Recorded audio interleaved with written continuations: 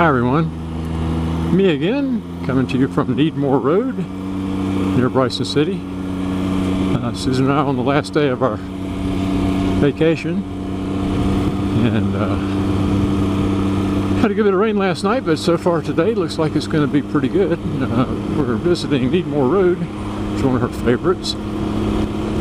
This road, my friend Fletcher turned us on to, takes you right down to the river. I mean, within, well, you can get off your bike and take a couple steps and walk in the river if you want to. But it's a nice road. It does go to gravel at one point, so we don't always go all the way to the end of it. We'll go down a ways. This is the road of the infamous Lady Godiva Road, Lady Godiva ride that my wife went on her birthday. I believe it was her 70th. To commemorate it. But we've had a really good week. Yesterday was an exceptional day.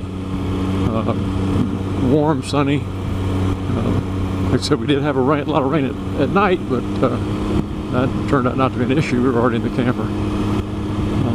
All in all, the trip has been really good.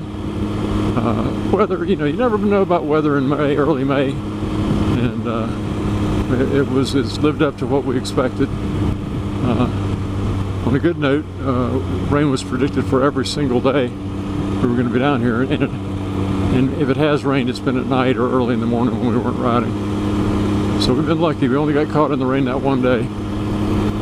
But the day ain't over yet, right? So you never know. Still plenty of clouds up there. But I've shot an enormous amount of video. A lot of it I shot basically for Susan, because she likes to sit and just watch the rides. I think one of the ones I shot coming down the Churrohala was probably 30 minutes long. And I know nobody's going to watch anything but Susan will on that. She puts it on the TV sort of as a background music, or not music necessarily, or something just having the background. And she watches them there. Feel free to only watch a little bit of it if you want. Or none of it if you want, that's fine too.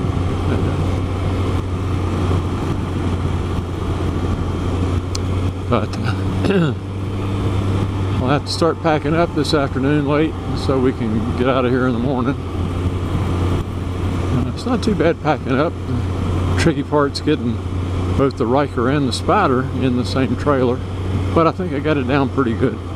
When I get it just right, I got about 4 inches of clearance all the way around. And that's enough. They don't move around any. I chock them. And with the parking brakes, the bikes don't move at all. I don't even have to lash them down.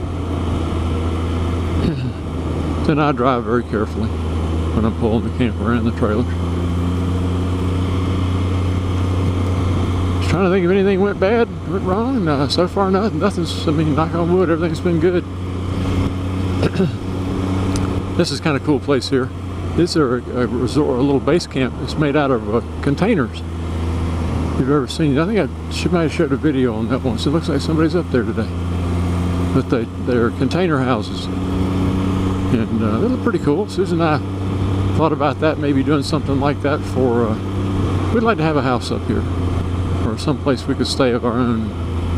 But I don't know if it's ever going to happen. It might not, but we have considered that, and they're pretty cool. I don't know the long-term, I don't know how they'd be for long-term living, but they look pretty cool for just to stay up here for a few days. Our camper looks really small on the outside, and on the inside it is small, but it turns out it's plenty big enough for 2 people to spend a week or so. It's got a very comfortable bed in it. In fact, the bed is more comfortable in the camper than it is at home. We've got one of those big, giant, 1.5 foot thick mattresses, and she got a foam pad on top of that. And I don't know, just something about it. But the camper's got a really kind of innovative spring system. It's individual plastic protrusions that come up, and the mattress sits on top of it. The mattress is only about, I don't know, 3-4 inches thick, but it's so comfortable. And we always sleep really good. Well, here you go, there's the river. This flows into that big lake back there. I don't ever see a whole lot of people here. Occasionally there's some people on this. They don't let you camp on this road, which might be part of it. I don't know. I don't know how much access is on the other side of this.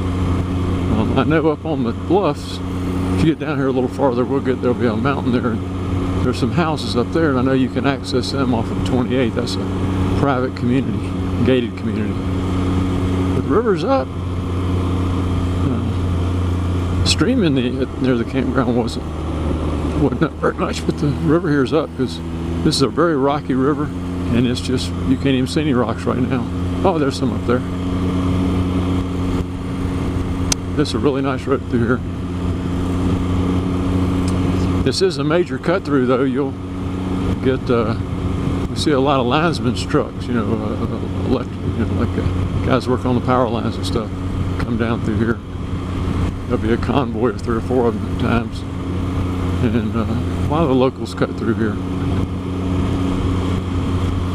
If you go all the way to the end, I think it's called Tellico Plains Road, but maybe just Tellico Road. And if you take a left, go a little ways, and one more left, and you end up on Highway 28. You're trying about halfway between Franklin and Highway 74.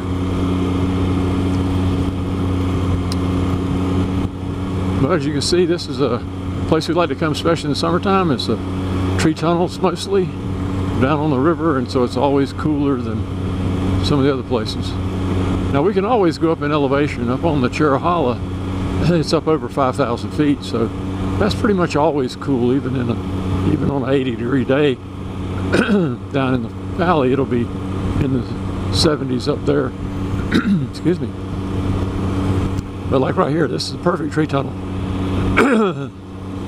Man, can't talk today. Anyway, we always look forward to coming down through here. Susan especially likes it. And this is going to take us away from the river for a while, but we will go up over this little small mountain here, whatever you want to call it, hill, bump. Go up through here and we'll meet the river again. Going down on the other side here.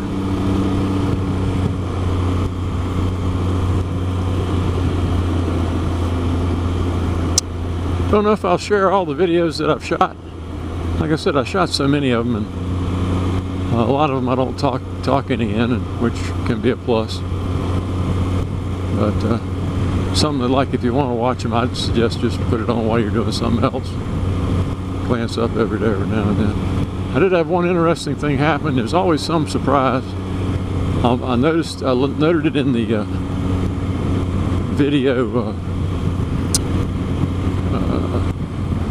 Noted it in one of my videos in the description. But a wild turkey flew from the right to the left, right across in front of me, and I caught it on the video. It's pretty cool. It's at 14 minutes of a 20-minute video, so I'd suggest you just go ahead and jump ahead, unless you just want to watch what I'm riding on. I forget what road I was on, but it's in the beginning of it as well. It's a nice little bridge. I scattered a lot of my buddy's Chris's ashes here. It's a really nice place. He liked it down here, so I always think of him when I come by. In fact, there's a lot of Chris up here in the mountains. We came up here a couple times and was actually looking for a house to buy, but cooler heads prevailed. He didn't really want to let go of the money, even though he had plenty. Could have paid cash for a house, but his health was always a concern to him, and the closest hospital from here is Franklin, I think, and that's a ways away. Of course, he probably would end up going to doctors in Asheville, but again, that's even farther. That's a good long drive. where he lived in Charlotte, he was 10 minutes, maybe, from his doctor.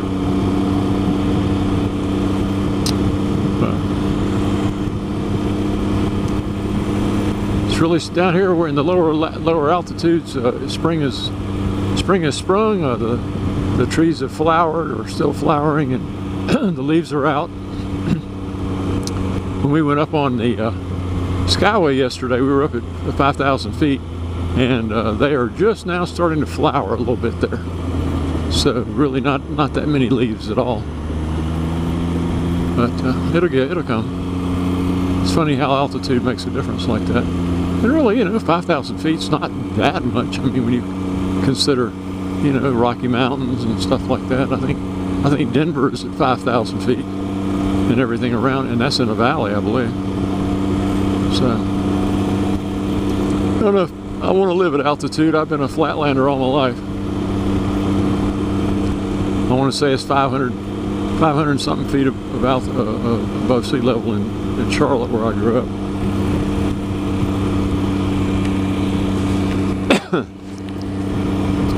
But we're going to pop out here in just a minute and be back at the lake, back at the river, excuse me. Yeah, right down at the bottom of this. It looks like a nice place to have a house or something up here. There are some here. Most of them you can't see from the road, which is probably a good idea.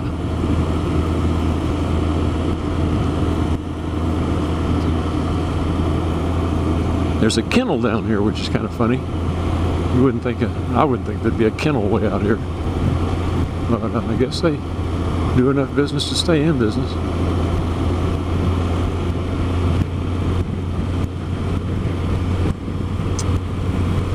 Bull Hollow Road, somebody's little private road.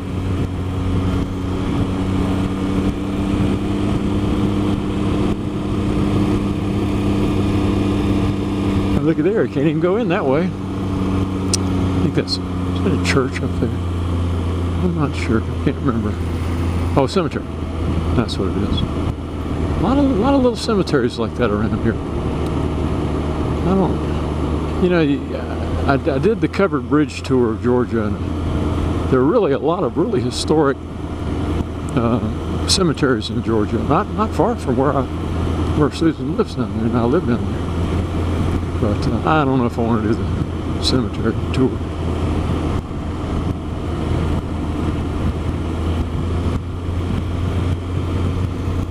I know some people do it. There it is. There it is. Rippling Waters Kennel. Interesting. And here's this gravel coming up right here.